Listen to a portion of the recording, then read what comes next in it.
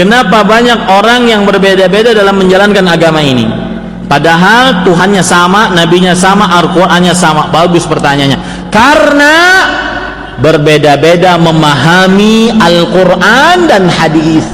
Makanya dakwah salaf ingin mengajak agar satu pemahaman. Apa itu? Memahami Al-Qur'an dan hadis dengan pemahaman para sahabat. Kenapa para sahabat pemahamannya yang dicontoh? Karena satu, mereka diridhoi oleh Allah. Dua, mereka dicap oleh Allah dan Rasulnya sebagai manusia terbaik. Tiga, mereka kalau salah di dalam memahami Al-Quran dan hadis, kalau salah di dalam mempraktekkan Al-Quran dan hadis, langsung turun wahyu dari 7 petala langit kepada Nabi Muhammad SAW yang membenarkan, mengoreksi perbuatan kesalahan para sahabat. Dan tidak ada kaum yang seperti itu kecuali para sahabat. Saya beri contoh. Ada seorang sahabat ketika junub, beliau berinisiatif junub pagi-pagi hari sebelum subuh, junub, bermimpi junub, tapi tidak ada air, nggak ada air, otomatis tidak bisa mandi. Maka akhirnya beliau berinisiatif. Apa yang beliau lakukan? Berguling-guling di pasir, seperti berguling-gulingnya kucing. Fatamarraga kama tamarragad dabbah, dalam hadisnya begitu. Maka beliau berguling-guling di pasir sebagai tanda bukti bahwasanya beliau mandi pasir. Kalau hadasnya hadas kecil kan bertayamum cukup. Ini hadas besar, maka beliau berpikiran, oh berarti harus mandi pasir. Sampai kabar tersebut kepada Rasulullah SAW, beliau cuma mengatakan, la yakfika an taqula biyadayka hakadha. Tidak, cukup kamu lakukan begini, pegangkan tanganmu ke dinding, kemudian kalau ada debu maka tiuplah, kemudian usapkan ke wajahmu, kemudian usapkan ke kedua telapak tanganmu, selesai urusan. Lihat, yang salah dibenarkan melalui wahyu. Itu tidak pernah terjadi kecuali siapa? Kepada kaum siapa? Sahabat. Makanya saya mengajak kepada kaum muslimin, ayo ke ajaran salaf. Apa maksudnya? Memahami Al-Quran dan hadis dengan pemahaman siapa? Para sahabat. Apa salahnya mereka? Diridhoi oleh Allah, manusia terbaik kuntum khairu ummah. Kalian wahai para sahabat adalah sebaik-baik umat. Kalau salah dibenarkan dari dengan wahyu.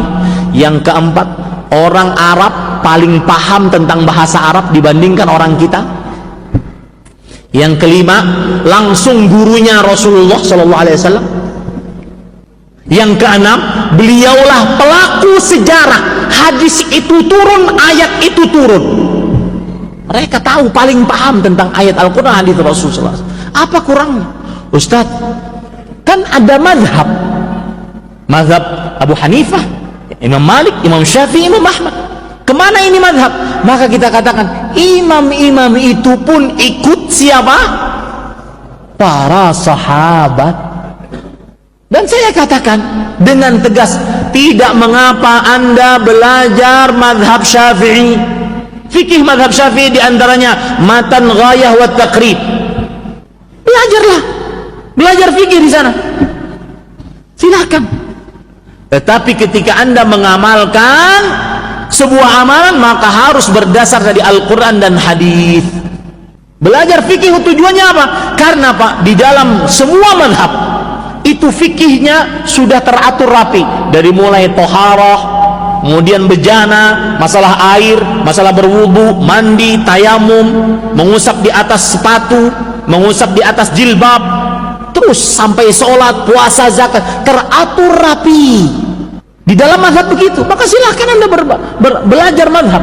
Bahkan saya katakan, silahkan Anda mengatakan saya mazhab Syafi'i, boleh, tidak ada yang melarang, asalkan kalau beramal harus berdalil dari Al-Quran dan Sunnah yang dipahami oleh para sahabat. Nah, itu sebabnya yang bertanya ini, kenapa Tuhannya kan sama, nabinya sama, kitabnya sama, yang beda apanya? pemahamannya. Saya ingin menyatakan dari mimbar ini, perhatikan baik-baik.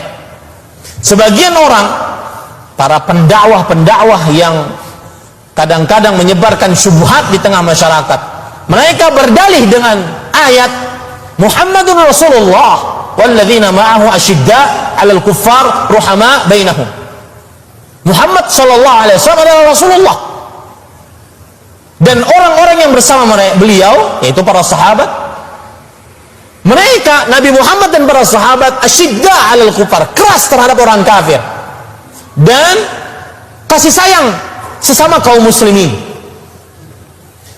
Menurut para pendakwah penyebar syubhat ini, sudahlah, di tengah kaum muslimin jangan terlalu keras, jangan terlalu bicarakan bid'ah. Kita harus keras terhadap orang kafir. Ini adalah syubhat yang nanti akhirnya bisa melemahkan seseorang berpegang teguh kepada sunnah, yang nanti akhirnya bisa merelakan kawan di samping kita, sudahlah biarkan saja dia dengan bid'ahnya, yang penting dia muslim. Tidak. Bukankah saudara kita yang di samping kita lebih berhak untuk kita selamatkan dibandingkan orang-orang dari luar Islam? Ini hati-hati para ikhwah. Jadi ketika kita membicarakan bid'ah, memperingatkan kaum muslimin tentang tercelanya bid'ah, bukan berarti kita keras kepada kaum muslimin, bahkan kita sayang kepada kaum muslimin. Kita sangat menyayangi kaum muslimin, oleh karenanya kita menasihati, wahai kaum muslimin, jauhi perbuatan bid'ah, tercela perbuatan bid'ah, nabimu yang mencelanya. Ini karena sayang kita, bukan karena kerasnya kepada kaum muslimin. Bahwa semua bid'ah sesat, tidak ada satupun yang hasanah. Jadi cara menjawabnya, satu, menyebutkan dalil-dalil semua bid'ah sesat, tidak ada satupun yang hasanah. Dalilnya sebagaimana perkataan Imam Malik rahimahullah. Beliau menyebutkan dalil dalam perkataan beliau. Perkataan ini disebutkan oleh Imam Al-Syatibi dalam kitabnya Al-I'tisam. Beliau mengatakan, Imam Malik ibn Anas, man ibtada'a fil Islam bid'atan yaraha hasanatan faqad za'ama anna Muhammadan khana ar-risalah. Lianna Allah Ta'ala yaqul al-yawma akmaltu lakum dinakum wa atmamtu alaikum ni'mati wa raditu lakumul Islam dini. Sebelum saya artikan, saya ingin menambah yang dari logika tadi. Sudah nomor berapa logika tadi? 4. Saya tambah 2. Ya. Yang nomor 5, bid'ah tercela dari akal. Kenapa? Orang yang melakukan perbuatan bid'ah berarti menyatakan bahwa Rasulullah sallallahu alaihi wasallam telah mengkhianati risalahnya. Berarti ada amalan yang belum disampaikan oleh siapa? Rasulullah. Dan tidak ada seorang muslim yang melakukan seperti ini, yang menuduh seperti ini. Dengan bukti ketika Haji Wada Nabi Muhammad sallallahu alaihi wasallam berkata, Allahumma fashhad ya Allah, saksikan.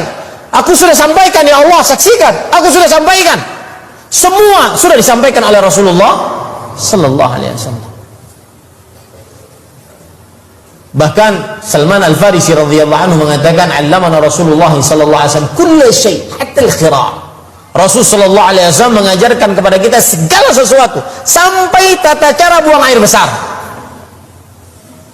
Orang berbuat bid'ah berarti secara tidak langsung dia sudah menuduh. Rasulullah sallallahu alaihi wasallam bersabda, "La'anallahu man dzabaha li ghairillah." Allah melaknat orang yang menyembelih untuk selain Allah, menyembelih untuk sesajen, untuk persembahan kepada selain Allah. Dan sebagian mereka bahkan mempersembahkan hewan itu dengan cara dibuang ke laut hidup-hidup. Ini juga termasuk kezaliman kepada hewan tersebut. Kenapa kita menyembelih hewan dan bahkan menyembelihnya harus dengan pisau yang tajam, agar hewan itu itu tidak terlalu tersakiti. Rasulullah SAW pernah berpesan, "Idza qataltum fa ahsinul qitlah, wa idza dzabhtum fa ahsinudz dzibha, wal yuhidda ahadukum syafratahu wal yurih dzabihatahu." Kalau kamu membunuh, bunuhlah dengan cara yang terbaik. Kalau kamu menyembelih, sembelihlah dengan cara yang terbaik. Hendaklah seorang dari kamu menajamkan pisaunya dan membuat hewan sembelihannya itu nyaman. Makanya Nabi SAW juga melarang orang yang mau menyembelih itu menajamkan pisaunya di depan hewan yang mau dia sembelih. Beliau juga melarang menyembelih seekor hewan di depan teman-temannya yang lain, apalagi depan uminya, karena hewan itu juga punya perasaan, nggak boleh dia disakiti. Tapi ada sebagian orang, mereka lempar sapi atau kerbau atau kambing hidup-hidup ke dalam laut. Ini suatu kezaliman kepada hewan tersebut, dan yang paling berbahaya, perbuatan mereka itu adalah syirik, karena mereka lemparkan hewan itu ke laut untuk persembahan kepada selain Allah, untuk pendekatan diri kepada selain Allah. Bahkan syirik mereka bukan itu saja, mereka melakukan itu karena mereka meyakini di laut itu ada penguasa selain Allah. Maka ini adalah kesyirikan tersendiri, kesyirikan yang lain, dan juga kebodohan menganggap ada penguasa selain Allah. Mereka juga meyakini makhluk yang mereka anggap penguasa itu maha mampu menunaikan hajat-hajat mereka. Maka ini kesyirikan yang lain, karena yang maha mampu menunaikan hajat, yang maha mampu mengabulkan doa hanya Allah Subhanahu wa ta'ala. Amma yujibul mutarra idza da'ahu wa yakshifu su'a. Siapakah yang dapat mengabulkan doa orang yang kesusahan tatkala dia berdoa kepadanya, dan siapakah yang dapat menghilangkan keburukan? Hanya Allah yang bisa melakukannya. Mereka juga berdoa, bermohon kepada makhluk tersebut, padahal Rasulullah SAW bersabda, ad-du'a'u huwal ibadah. Doa itu adalah ibadah. Maka berdoa kepada selain Allah adalah syirik, dan selain syirik, membuang hewan ke laut, di samping juga itu adalah kezaliman kepada hewan tersebut, maka itu juga termasuk pemborosan harta. Bayangkan kalau hewan itu disembelih dengan cara yang sesuai syariat, satu ekor kerbau mungkin bisa kita kasih makan satu RT. Ini amal soleh yang sudah jelas pahalanya, dan menolong orang-orang miskin sudah jelas sedekah. Itu yang seharusnya kita lakukan supaya kita terhindar dari segala mara bahaya. Kita bersedekah dengan niat ikhlas karena Allah semata, bukan dibuang ke laut.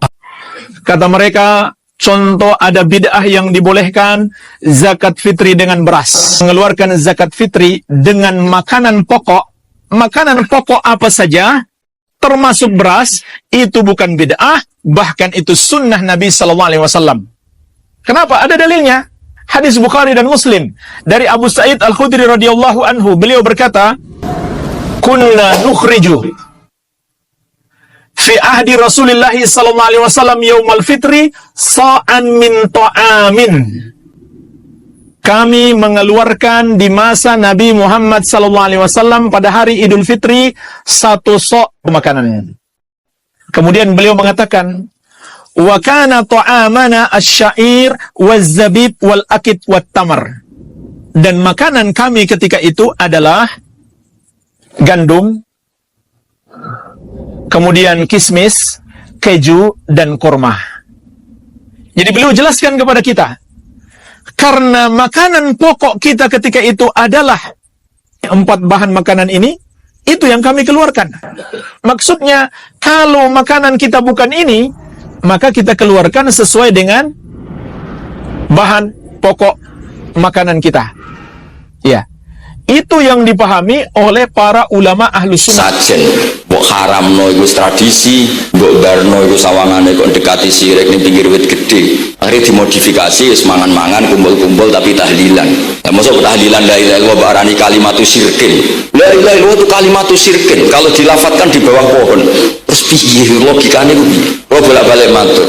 Hadhil kalimah sara bihal kafiru mukminan. Fa kaifa sara mukminu kafiran juga bihadhil kalimah. Itu logikanya enggak ketemu. Orang yang kafir puluhan tahun saja sekali melafatkan la ilaha illallah Muhammadur Rasulullah, qul lil ladzina kafaru iyantahu yufar lahum ma qad salaf. Selesai, sara mukminan. Bihadhil kalimah. Kemudian kalimah yang sama ketika kita baca dianggap kita ini kafir, juga bihadhil kalimah. Akhirnya dengan modifikasi khas Indonesia, kearifan Indonesia, tetap sesajen tapi tahlilan, tetap melakukan hal-hal Jawa tapi dimodifikasi menjadi Islami. Biasanya terus mereka mengutip sekian makalah. Kebetulan makalah itu provokatif, dan siapapun yang baca makalah itu pasti menjadi NU, tak jamin ya. Kalau di Jogja misalnya di satu penerbitan, saya termasuk di dalamnya, itu pernah diperbandingkan kitabnya Said Muhammad Mafahim Yajibu An-Sohah dengan kitabnya Bin Bas, judulnya Hadihi Mafahimuna. Biasanya kitab-kitab terjemahan Wahabi itu memang cukup provokatif dan dengan narasi yang memang siapapun yang nggak pernah mondok pasti tertarik.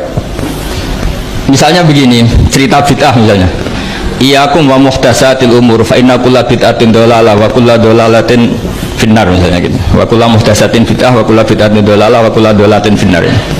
Ada yang baca wa kullu bid'atin dolalah wa kullu dolalatin finnar. Terus beliau meneruskannya begini, kata Bin Bas, hadza huwa Rasulullah hakama bi annal bid'ah kullaha dolalah. Terus diteruskan, wajar as-Syafi'i faqasama ila hasanatin wa dolalatin wa sayiatin. Jadi dengan narasi seperti itu tuh orang itu tahu bahwa Syafi'i itu kurang ajar tenan gitu, kira-kira gitu.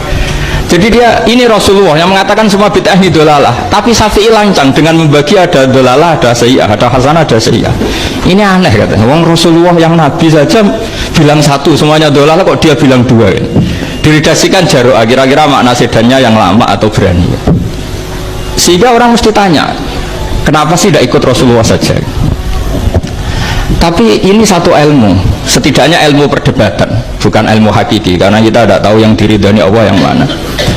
Tapi kemudian Said Muhammad dalam kitab Abwabul Faros, juga dalam kitab-kitab beliau menyanggah itu dengan mengatakan, jika makna bid'ah adalah yang nggak pernah dilakukan Rasulullah, itu salah besar. Beliau cerita sekian hal, termasuk yang diceritakan adalah ada seorang sahabat ketika sholat dengan Rasulullah tidak pakai doa mainstream, yaitu ketika itidal sahabat tadi bilang alhamdulillah hamdan katsiran thayyiban mubarakan fi. Setelah itu setelah Nabi habis sholat tanya ayyukumul qail, siapa tadi yang melafatkan itu? Semua sahabat diam karena takut disalahkan. Tapi apa yang dikatakan Nabi? Tidak, saya tidak akan menyalahkan. Saya tadi melihat isna asyara malakan, saya tadi melihat 12 malaikat yabtadirunaha ayyuhum yaktubu awwalu. Semuanya itu bergegas siapa yang nulis awal. Terus kata sahabat tadi ha anada ya Rasulullah. Padahal ini satu kalimat yang bahkan Rasulullah tidak mengajarkan, dan Rasulullah bahkan iskal kenapa ada kalimat itu, tapi toh dibenarkan oleh Allah dan Rasul. Cerita Said Muhammad kedua adalah ada sahabat setiap ngimami itu main kulhu. Bos ngimami apa saja main kulhu. Singkat cerita makmumnya itu berutu, ini orang kok main kulhu terus ini. Setelah dilaporkan ke Rasulullah, ditanya sama Rasulullah, kenapa kamu main kulhu? Ini dilaporkan ke saya. Kata si musolli tadi, imam tadi, li annaha sifatur rahman, karena dalam surat itu semua sifatnya Allah, maka fa'ana uhibbuha, saya senang itu. Apa kata Rasulullah? Saya disuruh bilang Allah ke kamu bahwa Allah mencintai kamu karena kamu mencintai kulhu. Terus keterusan sampai sekarang itu orang-orang NU baca kulhu terus itu. Karena sekali baca idza samsu kuwirat mesti keponting gitu. Tapi artinya itu dibenarkan Rasulullah min ghairi sabqi ta'limin minhu, tanpa ada pelajaran dari beliau. Runtuhlah teori bid'ah bahwa bid'ah adalah semua yang nggak pernah dilakukan Nabi, diajarkan Nabi. Nyatanya beberapa kali Nabi membenarkan sesuatu yang belum pernah diajarkan oleh. Ini penting saya utarakan supaya ekstremitas itu berkurang. Logika-logika yang dibangun ulama itu ngikuti riwayat. Agama itu ngikuti riwayat, bukan sekedar akal. Saya punya contoh ketika kitab Ihya menutup kitabnya, yaitu Imam Ghazali. Itu ada dua orang, ini di akhir kitab Rojak dan dipakai menutup kitab Ihya sebagai rojaknya Imam Ghazali. Ada dua orang min ahli nar dipanggil sama Allah. Ini sekaligus ijazah, kali ini ijazah betul. Yang dipanggil ke surga itu masih muqayyad dan biangkalil jahim, masih muqayyad, masih dibelenggu sama atribut neraka. Terus sama Allah ditanya, dia jong kabarin rokok, wah syarro makanan kustingun rokok jenang takon, sekarang rai enak aja. Terus kata Allah, ya sudah kamu kembali ke sana karena kamu memang orang fasik. Itu lari, semangat mau ke neraka. Ini ijazah. Semangat disuruh kembali ke neraka itu semangat lari. Allah tanya, loh Jong, kenapa kamu semangat? Ya Allah, saya ini sudah kapok. Dulu ketika di dunia kamu perintah, engkau perintah, saya tidak semangat. Maka kali ini jenengan perintah saya semangat. Karena saya sudah kapok. Setiap engkau perintah saya ada lari semangat ke neraka. Nah barokahnya semangat masuk neraka ini, kata Allah, ya sudah kamu di surga saja. Maka ijazah, nanti kalau ada pengumuman silahkan masuk neraka, kamu harus lari sekencang-kencang. Karena itu perintah Allah, apa? Yang ketika kita di dunia kalau diperintah males-malesan. Kalau kamu diperintah sholat subuh jamaah kan males-malesan, dan itu menjadi kita masuk neraka. Sebagai kafarah itu ya Allah, karena ini perintah engkau, saya tidak males-malesan lagi. Wes balikin rokok, lari semangat. Allah akhirnya haru, dimaafkan. Panggil lagi, sudah di surga saja. Barokahnya semangat masuk neraka. Nah, ini ijazah ini. Ya diterima ya. Kok enggak semangat terima ya. Yang kedua enggak. Sudah kamu kembali ke neraka, pelengahan gitu. Enggak semangat. Allah dilihat terus enggak semangat. Kenapa kamu toleh? Ya Allah, saya tidak pernah ngira ketika engkau manggil saya ke surga, kemudian engkau kembalikan lagi ke neraka. Ya sudah di surga saja, barokahnya husnudzon. Jadi ini ijazah, kamu milih dua itu, milih yang mana terserah. Artinya apa? Logika kamu itu tidak mesti masuk apa yang dilakukan oleh Allah Subhanahu wa Ta'ala. Itu logika kamu kan tidak masuk, tapi Allah yaf'alu ma yasha. Ini penting saya utarakan. Nah, tapi orang-orang ekstrim itu maunya nyifati Allah dengan status yu'adzib, yantakim, jabbar, qahar. Sifatnya Allah Ta'ala itu 99. Kenapa apa kamu hanya satu? Jadi tetap saja menghadapi fenomena seperti ini tetap laisa laka minal amri syai'un aw yatuba alaihim aw yu'adzib. Sehingga setahu saya Mbah Mun, Mbah Hamid Pasuruan, guru-guru kita, habaib yang alim-alim itu melihat tamu macam-macam ya dilayani semua. Karena ini ngadepi fenomena sosial yang semuanya tidak jelas. Kalau nggak jelas apa? Ya kita bisanya berharap, karena afdolul ibadah itu intidharul farad. Kalau belum Islam sekarang kita harapkan nanti. Kalau bapaknya enggak kita harapkan anaknya. Kalau anaknya belum kita harapkan cucunya. Karena agama ini 5